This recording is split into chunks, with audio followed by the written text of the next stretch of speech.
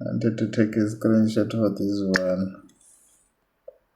Okay, I'll just like upload 2 recordings. Then yeah, I think the answer is just gonna change for this one. It won't no longer be 8 this side. So yeah, you just have to make sure like you calculate these things properly again. Then yeah, let me erase that. Then we go to the first derivative test. Go to the first derivative test.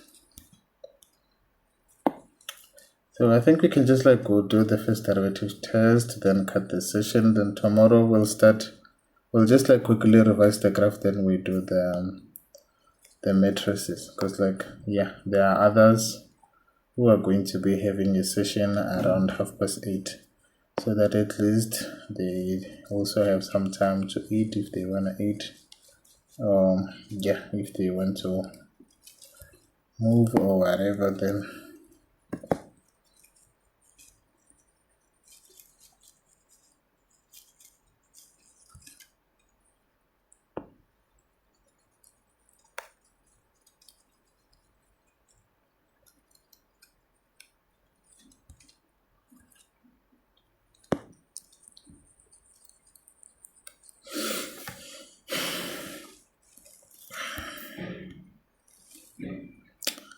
okay, I think I had a question with me this side.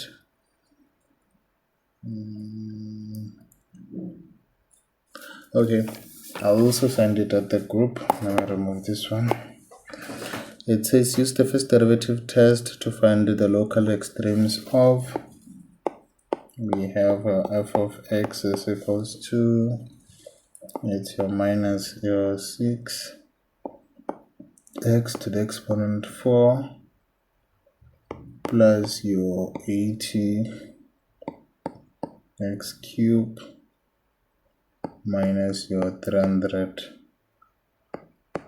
x squared plus your 20. Remember, each and every time they tell you something like use the first derivative test, use the second derivative test, it means now if they're saying first, it means you have to derive this thing once. If they say you have to use the second derivative test, it means you have to derive it twice. So as simple as that. So this adds your first D test. See, so now we're going to derive that for the first time. Going to have your 4/6, then that's going to be your minus 24 x cube plus your 80/3, that will be your 240 x squared minus your 300/2, that would be your 600 x. Then now you know that you have to consider your critical point. So your critical point, you would be evaluating your first derivative and equating it to 0. So now it means you have your minus 24 x cube plus your 240 x squared minus your 600x, it's equals to 0. So now you're just basically finding your x values for this one. For this one, you see, we can still take 24 seems to be common. So it means we can just say we have minus 24 out, then we're left with x squared minus 10x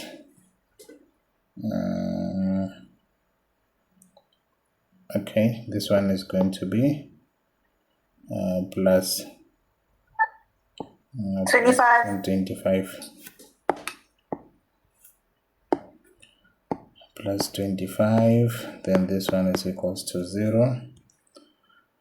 Then we're gonna have minus 24, then this one we yeah, you can just say it's x minus 5 all squared, and this one is equals to 0. Then we can just say, I forgot x this side. So you can just say this one, you know, the one that says minus 24x equals to 0. If you try to solve it, your x will be equals to 0, or your x will be equals to 5 if you solve the other one. So yeah, I just don't want to waste time doing a lot of that. Then you go to your number line. Then what values or critical points did you get? You got your 0 and your 5. And also you have to indicate that, okay, for which test are you testing for this? You're testing for the first derivative. So you're going to come and show that this is for the first derivative. And hence, this will also help you when you're going to be testing the regions. Because remember, now you have to go and check which region is positive, which region is negative. So now you're going to consider the values that are to this side, the values that are in between 0 and 5, and the values that are greater than 5. So you go and consider any value this side, and this side, and input it into the one that gets derived once, which is yeah, even this one, or this one, or this one, whichever one you choose, or which one you can be first with. This side you can use -1. Between 0 and 5 you can use any value, even 1. This side is fine. This side you can use 6. Just quickly check what sign are you finding in this region that I've highlighted. You just give me a sign that you find in this region, in this region, in this region. That's all that I want. You do this by inputting those values that, I've said, -1, 1, and 6. Or any number that you can think of that's greater than 5 on the other side, and any number between 0 and 5, and any number between -infinity to 0.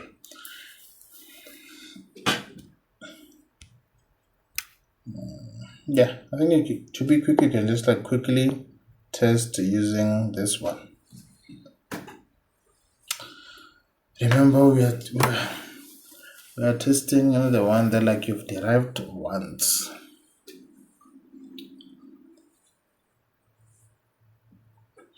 What's the number sign between -infinity to 0?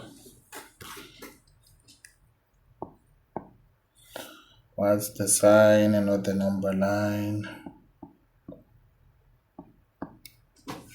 Are you getting a negative or a positive?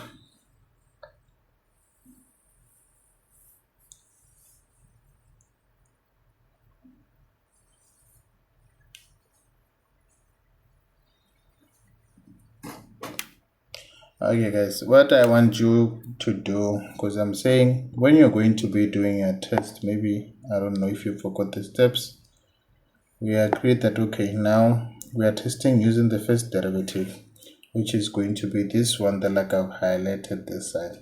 You choose any number in between this. It's a positive number. As a positive. For between -infinity to 0. Then here,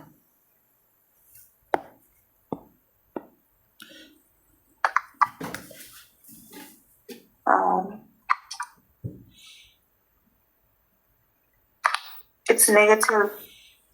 It's negative. Then there. After 5, right? Yeah. It's negative. That's negative. So now you go and analyze this one. Is that okay? How I like to do it, I just do it like this, just to see it clearly. Now we have a positive in this region going to the other side. Positive is going like this. Then this side is going to be a negative. Then a negative is going down. So it now means here you have your local maximum, you see. But in this region, you have what? You have your negative and your negative. And I also remember there was a confusion about this one. If you are getting two signs which are like this, it means at this point here you have an inflection point. So how do you get your inflection point? You only get your inflection point by solving by determining your second derivative. So it means you're gonna go and take this one and derive it again. Then if you solve the values, you will get one of your x values as 5, and the other one, if I remember, it was 3 over 5 or 5 over 3. So which means now this point here, it means it's going to be inflection point. So if it was a positive and positive this side, it was going to be a case where you have this and this, the two signs. So still it will mean that like you have an inflection point. You go and solve for your first derivative. And also remember, if they want your critical points, this is the same as asking you to calculate your first derivative and equate the values to 0, then solve for your x values. Then your inflection point, from that definition I was giving, this is the same as asking you to calculate your second derivative. It means now, as I've said, if you calculate your second derivative, you're going to get one of your x values as 5, the other one is going to be 3 over 5 or 5 over 3 between the two. Then now you're going to make your conclusion that okay, your f, what's this? We will say your f has a local maximum at x is equals to 0 as indicated there. At x is equals to 0, then you will say the local maximum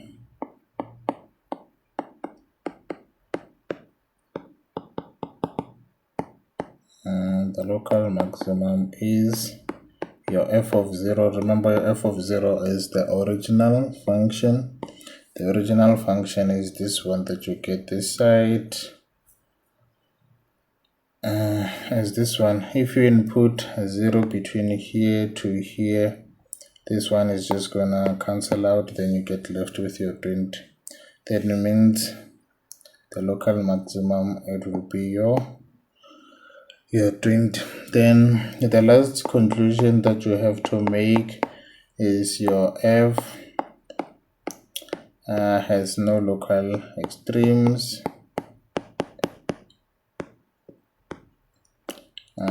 at your x is equals to 5. You see, then you're done with that one. So these are just like the same steps that you have to use when you're going to use the second derivative. This side, remember, is just going to be this. That it means when you're going to do your testing, you're going to be testing on the second derivative. The steps are just like the same, but like the only difference is that like you're testing in your first, the other one is testing in your second.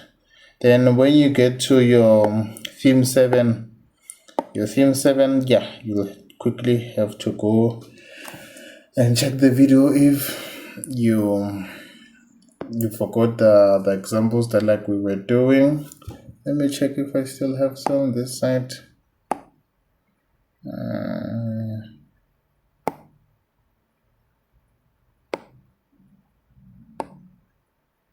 Okay, let me delete this and check for one example where it says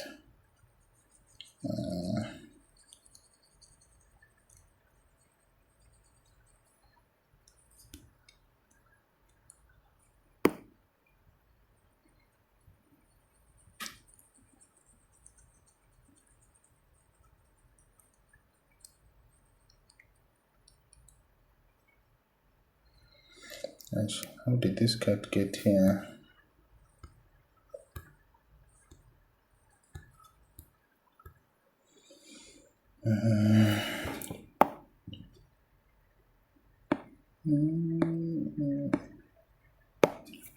Oh yeah, it was one of those examples that like we've done that this one heavy.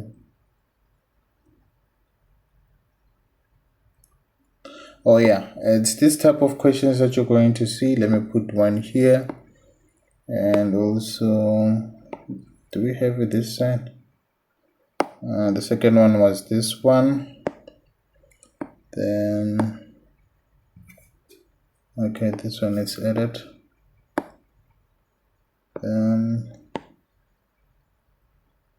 Yeah, and the other one was this one. You see? So this is the terminology that they will see. They'll say use the demand curve to find the global maximum of the revenue function. Here they said the number of items here, and then find the maximum profit. On the other one, what did they say?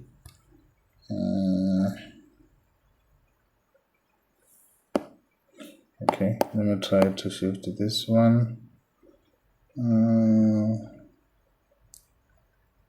Oh yeah, it's this side. They say find the price that will maximize the revenue. You see, they will also they will always ask it in a similar way. You just have to follow the exact steps that we've discussed in the previous session about this theme 7. Then I think after we are done with linear algebra again, we'll just redo everything again, touch everything we think is going to be important for the exam. So I just wanted you guys to take note of that one. It's one of those questions they would perhaps ask in, what's this thing, in section B or section C. Section B or section C. Then I think we are done from here. This was theme 7. You can, if you don't remember this, you can quickly go and check the theme 7 videos, which is the first one that we did on Saturday. Or if you've done them on paper, you can just send them to me. Then we can discuss those. Tomorrow it's linear algebra. Then I don't know, I didn't even confirm time because I know some of you are writing on Monday. So I'm not sure if 12:30 is going to be fine, or do you guys still perhaps want it to be around 6? Yeah. Which one is best? 12:30, 6?